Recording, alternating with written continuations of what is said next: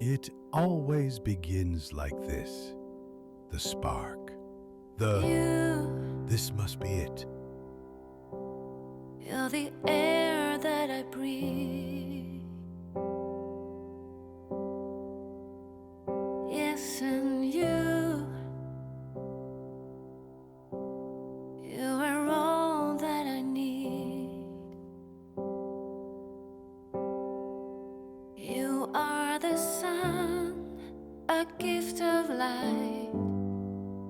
You are the moon, my comfort at night. You are the water that keeps me alive. It feels like magic at first. The grand gesture, the promise of forever. Yes, you are. Wherever you go, I follow you there. Whatever you do, I'll be there for We mirror back the parts we crave to heal. For a moment, it feels divine.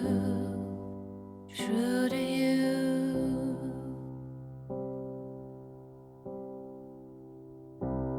The illusion whispers again, "This is forever.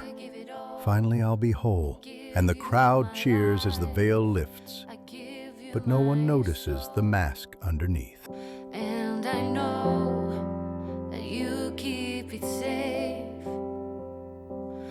forever, for all future days. Wherever you go, I follow you there. Whatever you do, I'll be there for you. But ego creeps in. Expectations grow teeth.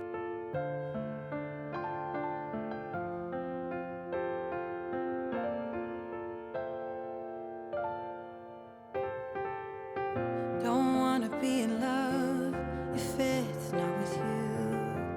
Don't wanna cry that extra tear.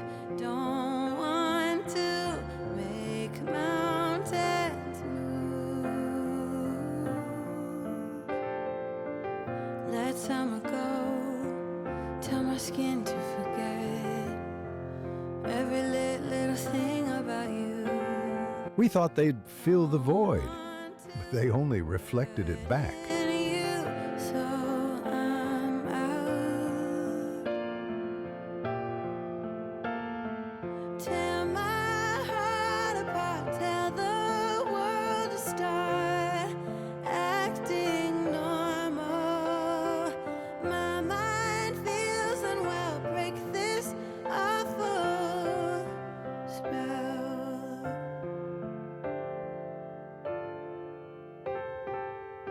Hear me out, come down, so that we can lay. Because no one can complete you. That's not their job. It never was. Tried too many times now. It's unfortunate because some of these partnerships were truly meant to last. Souls who chose each other before time to walk the earth together and help one another fulfill their missions. That's why remembering the bridge mattered so much. To recognize that light they saw in each other, not just as romance, but as a gateway to remembrance. But even paradise can echo with ego if we're not paying attention.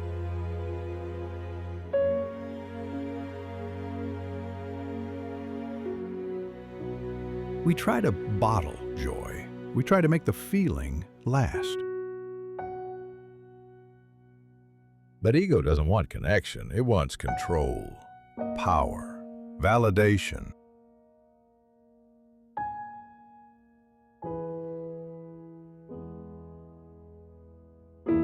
And slowly, the bridge they glimpsed in each other begins to fade. Because no one can love you back to wholeness. That journey always starts within. then comes the ego-driven entanglements. Love at first sight, or rather at first selfie. Swiping right and falling in love with each other's curated profiles. Fate brought them together with a little help from matching ego needs and a romantic algorithm. Both individuals are instantly infatuated. Not so much with who they've met, but with how it all looks. Perfect segue. Look, it's our picture-perfect influencer couple. Meet our glamorous duo, more in love with the camera and public adoration than with each other. Their chemistry is calculated for the algorithm. Each kiss is timed for the selfie, each gesture #goals for the followers. Sure, they look like a power couple, but notice how often they check the like count. In the VIP lounge of ego-driven love, we have a gold digger and their trophy. She says it's true love. He just happens to own 3 sports cars and a yacht. Coincidence, surely. He's found the fountain of youth, or at least a charming reflection of it on his arm. It's amazing what people call as a mutual benefit. Champagne, anyone? Scratch the surface, and you'll find 2 people afraid of what they'd be without the glam. Then we have the savior complex, rescuer and project partner. Nothing says, "I love you," like treating your partner as your personal redemption project.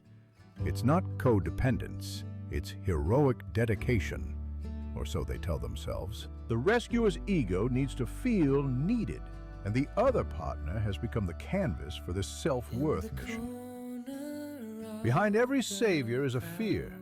If they're not needed, will they still be loved? And what happens when the person they're saving never truly changes? And then the infamous rebound relationships, born from the fear of being alone and craving for validation.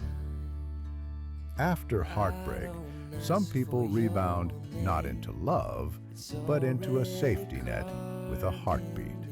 He says he's over his ex, and what better way to prove it than a brand new girlfriend before the month is out? She's determined to feel worthy, so she swipes right on a guy, any guy, just so her Friday nights aren't quiet. When being single feels like failure, almost any warm body will do, at least for a while. They hold each other tight at night, but if you listen closely, it's not passion you hear. It's the sigh of relief at not sleeping alone with their thoughts. Happily ever after? Not quite. The shiny paint finally peels. Each pair built on ego starts to find tiny fractures. A jolt of envy here, a twinge of boredom there, an uneasy feeling that this isn't the love they'd hoped for.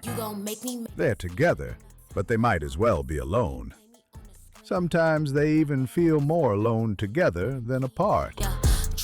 For all the world's a stage, these couples have been performing love without actually feeling it. In the quiet after the drama, something finally changes. Each person is left with the one companion they've been avoiding all along: themselves. The truth hits like sunrise. Real love can't grow in the shadow of ego. True connection can only begin when ego is set aside. All this time, they chase companionship to fill voids only self-awareness can fill. Now those cracks become mirrors. While not the neatly wrapped happy ending, it is a necessary pause for growth, a poignant setup for deeper journeys ahead. Before they can find each other in a meaningful way, they must first find themselves. They must remember the bridge, because if we don't remember, we will keep searching for something lost, that feeling of home, of oneness, of the bridge. We will continue reaching outward, clutching to people, things, titles, beliefs, hoping they'd complete the picture. We will continue mistaking possession for connection, validation for love, performance for purpose. And when those things fail to hold us, as they have time and time again, we will keep blaming, judging, hating, and fighting each other. The pain of forgetting the bridge births an illusion that we are alone, separate, in competition. But the truth is not lost, only buried beneath the noise of the roles of the fear.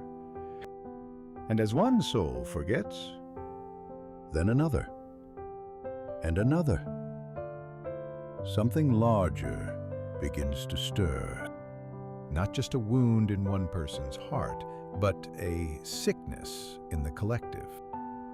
And so the story shifts from the ache of the one to the chaos of the many. It wasn't just the things or people we got attached to. It was the roles we were handed, or the ones we clung to for validation.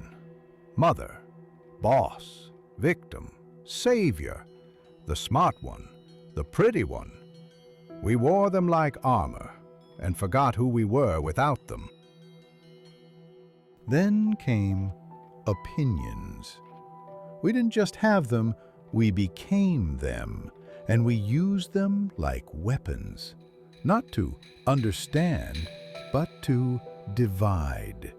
Because when ego is in charge, different feels like danger. The more we clung to roles and rightness, the more we forgot the bridge. We forgot how to see ourselves in each other. Families broke, communities hardened. The us versus them era began. Soon, it wasn't just about me. It was us against them. My tribe, my side, my truth. And that's when the ego stopped whispering and started building civilizations.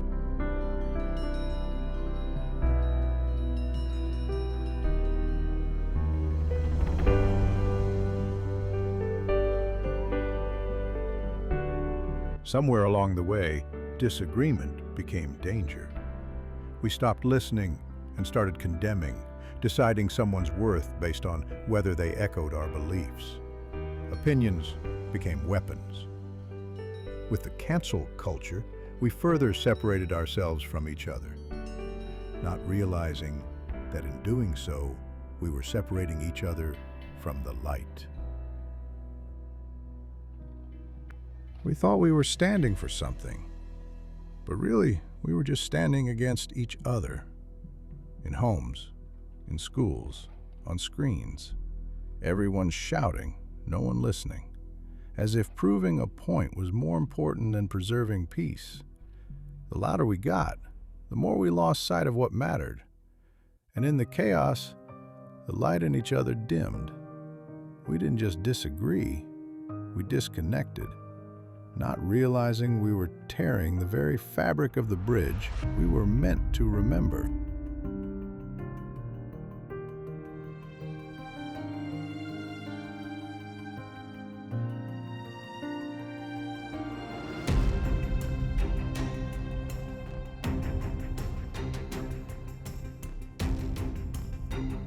If we'd known just how much pain we were causing ourselves by forgetting the bridge, maybe we would have hit pause on the drama.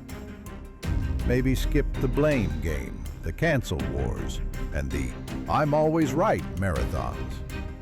Stopped dividing, isolating. But no, we doubled down. Because when solo ego wasn't chaotic enough, we formed group chats.